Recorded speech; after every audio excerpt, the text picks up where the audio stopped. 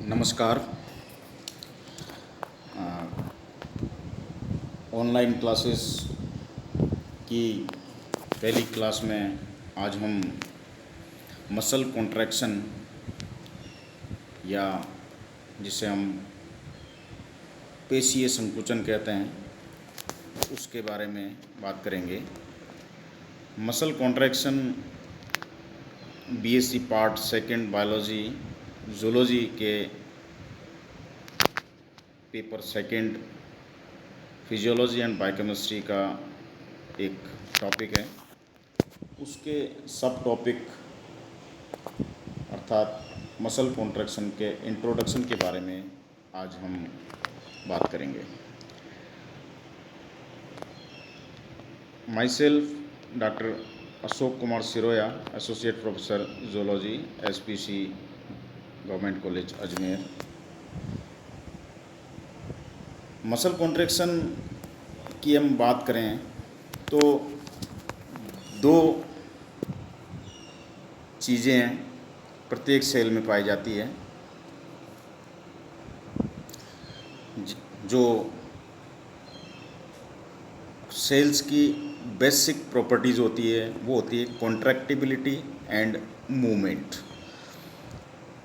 These two properties have reached their highest expression in specialized cells like muscle cells। तो muscle cells जो होती है उसके अंदर ये प्रॉपर्टी यानी कि जो कॉन्ट्रैक्टिबिलिटी की प्रॉपर्टी और मूवमेंट की प्रॉपर्टी है वो हाईएस्ट लेवल पर दिखाई देती है। और इसी वजह से कॉन्ट्रैक्टिबिलिटी जो है मसल सेल्स के अलावा जंतु जगत में amoeboid movement, chromosomal movement, spindle activities जो कि समसूत्री विभाजन के दौरान होता है उसमें भी हम देख सकते हैं। मसल फिजियोलॉजी जो है मोस्ट इंटरेस्टिंग एरिया है एनिमल फिजियोलॉजी का, क्योंकि the fibrillar nature of muscles उसकी वजह से मसल्स के अंदर कॉन्ट्रैक्शन और रिलैक्सेशन की प्रक्रिया पाई जाती है, अर्थात संकुचन और शिथिलन की प्रक्रिया पाई जाती है, जिससे कि मसल्स जो है शरीर के विभिन्न भागों में अपना कार्य करती है। फिब्रिलर नेचर को सबसे पहले मसल्स की जो फिब्रिलर नेचर है उसका सबसे पहले डिस्क्रिप्शन वैज्ञानिक बॉमन ने 1840 में दिया था।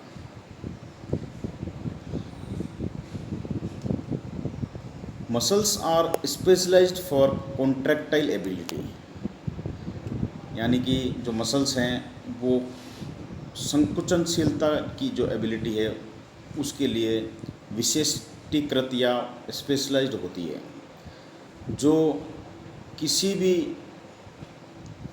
अंग में जंतु में बहुत तेज़ी से उनके शेप को, उनके आकार को बदल सकती है या उसको वापस रिवर्सिबल कर सकती है, जिससे कि एक मैकेनिकल फोर्स या जो भौतिक बल है वो अन्य कोशिकाओं में, नेबरिंग कोशिकाओं में और एनवायरनमेंट में महसूस किया जा सकता है। ये जो चेंज है या जो ये मैकेनिकल फोर्स बनने की जो प्रक्रिया है वह सेंट्रल नर्वस सिस्टम के द्वारा रेगुलेटेड या कंट्रोल की जाती है। सेंट्रल नर्वस सिस्टम जो है वो इस मसल सेल्स का जो रेगुलेशन है वो सिनेप्टिक ट्रांसमिशन के थ्रू करता है। हालांकि जो कुछ विशिष्ट कोशिकाएं होती है मसल्स कॉन्ट्रैक्शन जो है वो मोटर नर्व एक्शन के द्वारा भी होती है। इस प्रकार हम देखते हैं कि जो रेगुलेशन ऑफ नर्वस सिस्टम है वो दो तरह से जीवों के शरीर में हो रहा है। एक सिनेप्टिक ट्रांसमिशन के थ्रू और दूसरा है मोटर नर्व एक्शन के द्वारा। तो सिनेप्टिक ट्रांसमिशन जो है सिनेप्स बनने की प्रक्रिया द्वारा होता है और मोटर नर्व है जो डायरेक्ट मोटर नर्व द्वारा होता है।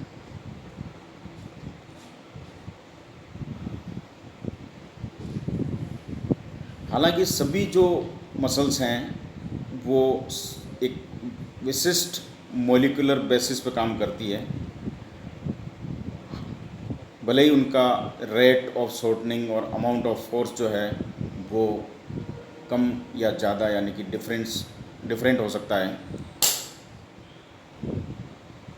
और शरीर के अंदर विभिन्न प्रकार की जो मसल सेल्स होती है उसके अनुसार उनकी विभिन्न प्रकार के कार्य होते हैं। जो मसल्स उनको मूवमेंट के लिए, चाहे वो एनवायरनमेंट में मूवमेंट की बात हो, चाहे वो मेंटेनेंस ऑफ बॉडी पोस्चर यानी कि शरीर का जो एक विशिष्ट पोस्चर है वो बनाए रखने के लिए हो, या शरीर की एक विशिष्ट दिशा में ओरिएंटेशन बनाए रखने के लिए हो, या सर्कुलेटरी मूवमेंट हो, या हम गैस्ट्रोइंटेस्टाइनल ट्रैक्ट मूवमेंट यानी कि जिन्हें हम क्रमाकुंचन गतियाँ कहते हैं, या जो पेरिस्टाल्सिस मूवमेंट हैं, वो सभी प्रकार की जो गतियाँ हैं, ये सभी प्रकार की गतियाँ मसल्स कॉन्ट्रैक्शन यानी कि जो पेशीय संकुचन की प्रक्रिया है उसके द्वारा ही शरीर के अंदर संपादित की जाती है। For survival in the environment different animals requires different muscular outputs and the basic contractile machinery has been adapted to various needs। यानी कि जो वातावरण है, वातावरण के अंदर विभिन्न प्रकार के जो जीव हैं उनकी उत्तरजीविता उनके अंदर पाए जाने वाले मस्क्यूलर आउटपुट यानी कि जो उस मसल पावर के द्वारा भागने, दौड़ने या बचने की जो प्रक्रिया है या शिकार पकड़ने की प्रक्रिया है, वो उनके अंदर उनकी जितनी मसल पावर होगी उसके अनुसार उनकी जो कॉन्ट्रैक्टाइल मशीनरी है वो काम करती है, और वो विभिन्न प्रकार से वेरियस नीड के हिसाब से अडेप्टेड यानी कि अनुकूलित हो जाती है। मसल सेल्स जो हैं जनरली स्पेशलाइज्ड ऑर्गेनल्स पाए जाते हैं, स्पेशल ऑर्गन्स पाए जाते हैं जिन्हें हम मायोफाइब्रिल्स या मायोफिलामेंट्स कहते हैं, उनसे मिलके बनती है। इनके अंदर दो तरह की विशिष्ट प्रोटीन होती है, एक्टिन और मायोसिन, और जो विभिन्न प्रकार की उसमें जो मसल्स होती हैं उनके अंदर परिवर्तित होती है। मसल सेल्स जो होती है एक लंबी इलोंगेटेड और मायोफाइब्रिल्स हॉरिजॉन्टल एक्सिस में अरेंज्ड रहते हैं। यदि मसल सेल्स की हम कोशिका की संरचना देखें तो उसके अंदर जो माइटोकॉन्ड्रिया पाए जाते हैं, मायोफाइब्रिल्स पाए जाते हैं,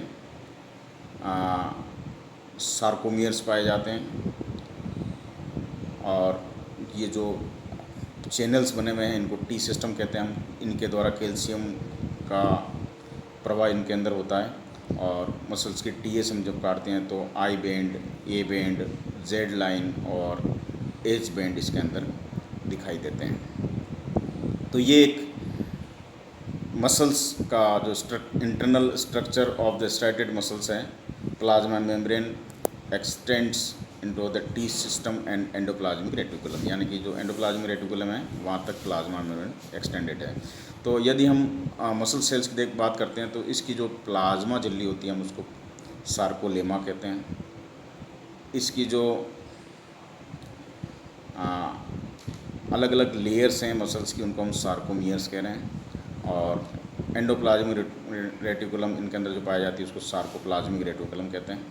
इस प्रकार से मसल सेल्स में जो स्पेशलाइज्ड सेल ऑर्गेनेल्स पाए जाते हैं उनके नाम उसी मसल सेल्स के अनुसार दिए जाते हैं।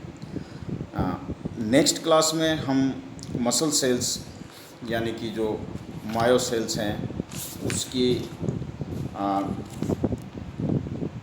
सामान्य संरचना के बारे में बात करेंगे, उसके ऑर्गेनाइजेशन के बारे में बात करेंगे, अर्थात जनरल स्ट्रक्चर ऑफ मसल्स के बारे में बात करेंगे। धन्यवाद।